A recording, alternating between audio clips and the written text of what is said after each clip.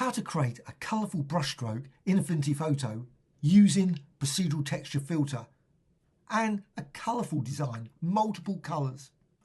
So I'm just going to go over here and I'll create a circle. It could be any other shape as well, but I'm going to Ellipse tool, hold down the Shift and create a circle. Do the same again, slightly smaller, and another one. I'm going to go with 3 different shapes, but I'm going to change the colours. So I'm just going to go with yellow. I could go with red, green and blue. Go up here, just click up here and just go with that, orange, and drag that one, maybe make it slightly bigger and click there and maybe go with green. So you've got that design. Again, it could be any colour combination. Got the alignment tool, so I'm just going to align them and you got that. Go to the layers panel and you can right click and you can go down to group. So they're all grouped into a single group. And then you can rasterize them. So group, go to layer menu and down to rasterize. So rasterize. What you can now do is you can apply effects if you want. Maybe go down to effects, you can add the effects beforehand or maybe use the effects later with the brushstroke. If you apply it now, it's fixed. That's in the design. If you apply it later, it means you can remove it later, which is perhaps easier. So I'm not going to add it, but you could just simply, if you go 3D, just click effects, maybe add outer shadow, 3D, etc. Well, now I've done that, I'm going to go to filters and that's what you'd think. But what you need to do is select and selection from layer. If you don't do that and you go for the alpha channel, and that's what I'm going to be using, it will spread across the entire image. And I don't want that. So you need to go select and selection from layer. And that creates a selection very quickly. You can of course crease it, modify it if you wish. Go to filters and now down to colours and procedural texture. Procedural texture's got hundreds that you could do all kinds of different designs, dot designs, line designs, and many, many more. I'm going to go with waves. Waves is a good one. And it's got presets. It's got all these presets. It's got loads. Some I've added, so you probably won't have exactly the same. But waves comes with Affinity Photo. You should have that unless it's been removed somehow. And you can see the wave design there. Now you can modify this. You don't have to go with this design. You can turn around and say, oh, let's go for maybe 6 there. So you can change it, you can tweak it. You don't have to keep it as is. But you can also modify this RY. You can see the RY there. You can turn around and say 5 times that. And that just changes it. You can see it now. You've got that lovely wave. You might prefer that. You might like before.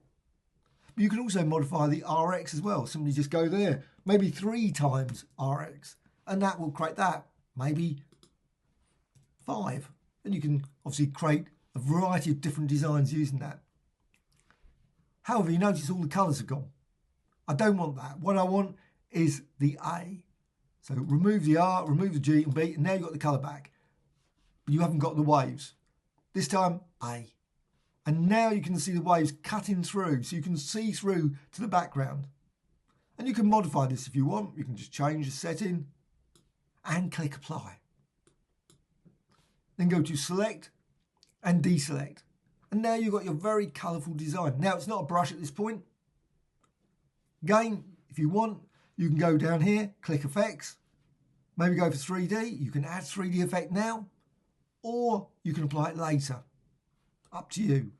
So you can just change it, tweak it, create all kinds of different 3D designs, or keep it off like that. Close. The key thing is, it's a pixel layer. If you add an effect, say you add an effect, like that, you need to then go to layer and rasterize and make certain you turn that off. Otherwise, that effect will not go through to the brush stroke.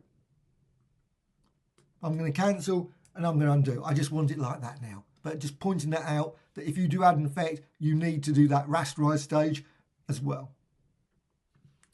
Now go to the brushes, and you can see I've already got some designs already, that very similar one there.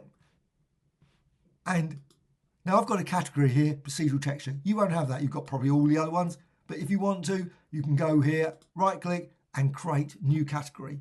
So you can add a category at any point, call it anything, procedural 1, 2, 3, 4, create a variety of different designs, maybe wavy designs. But you can also go here, right click and new brush from selection. That design selected, it will be added. So new brush from selection, and you can see it now added there. Now you can move it, delete it, keep it, preserve it in the assets panel is another option. If you want to keep it, maybe reuse that later. So view, studio and assets, you can always save it there. So you've got this brush. Double click, whoops, I've selected another one, didn't want that one. Double click at any time, you can change any of them. So double click, and you can see now you've got the brush.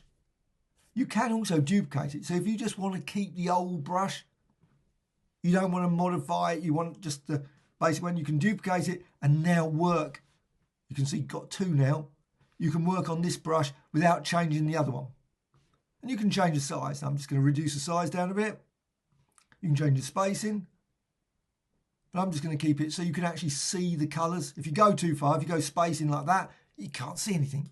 Just about at the end, you can see the orange and the green. If you want the colours to come through, you need a bit of space in there. So dynamics. Change the size jitter. Now this is for art pad and pen. If you haven't got an art pad and pen, you're going to have to use random if you want to vary it, and it's not so good. But I'm going to go with pressure. Pressure for all of them. It's a pity it doesn't default to the one that you just used. It would be nice, but unfortunately it always puts it back to random. Also, rotation jitter, I'm going to push that to 100%. But again, you can see it's random. Want it pressure. And you can modify it using the pressure from your art pad and pen.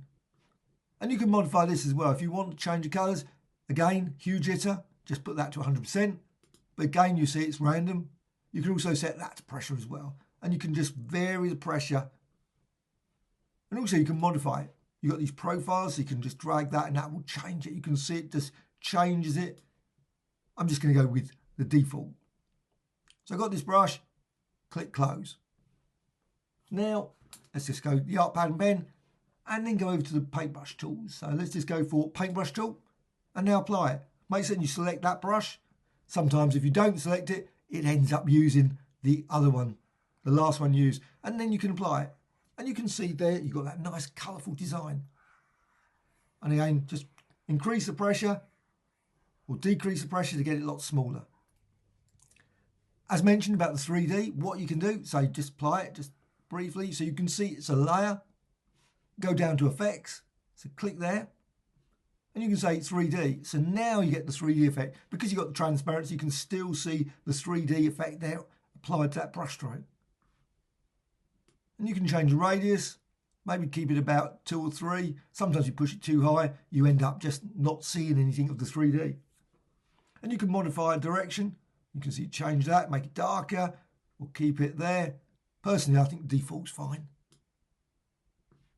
And you can also modify profile. So I'm just going to close there. But now it's applied to this layer. So you can apply this brush stroke, and every time you apply it, it will have that 3. It takes a few seconds to process.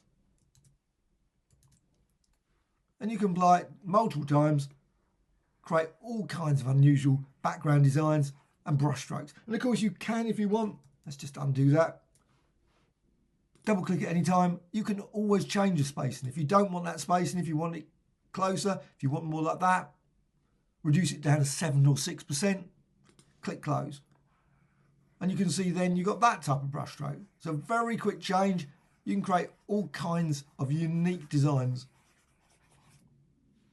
But again, if you've saved it, of course, one thing is if you saved it to the assets panel, you could then create one with maybe effects added to it as well. Sort of go to the filters menu, distort, maybe apply a blur and all those sort of things. Whole load of different options there.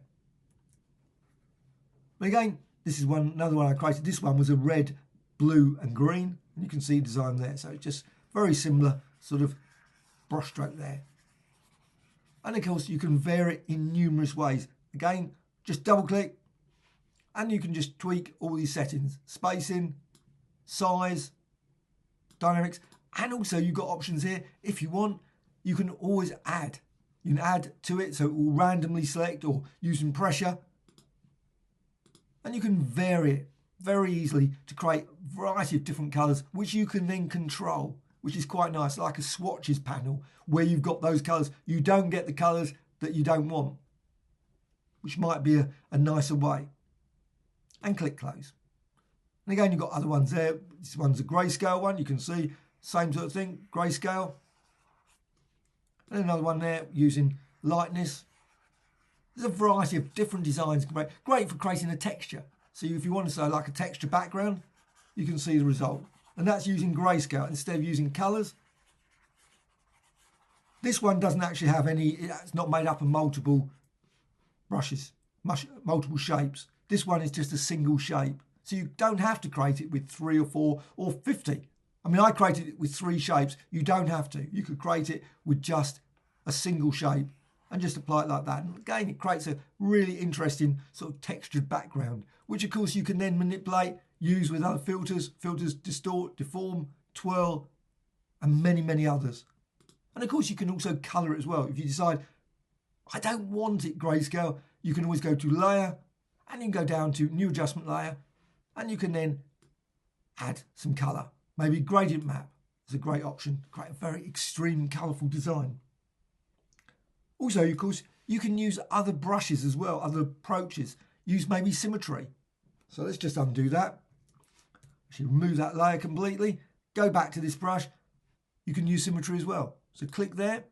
And at the moment it's defaulting to 1. So always seems to be 1 there. Be nice if it remembered last time. But say 10. Lock, so don't move it by accident.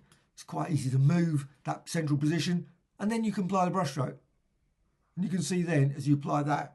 Now you might in this case want to reduce it down. Let's just change the spacing. Let's make spacing so you can actually see it. Click close. And maybe the size as well. It's a bit big with this. When you go for a mirror effect, I think sometimes the brush, if you make it really large, you end up sort of just fills the screen very quickly. So it's nice just to go with a nice small design like that. And you can see you can create very quickly a beautiful, colourful design like that. Hope you found this tutorial of interest. Any questions, please let me know in the comments below. Thank you much.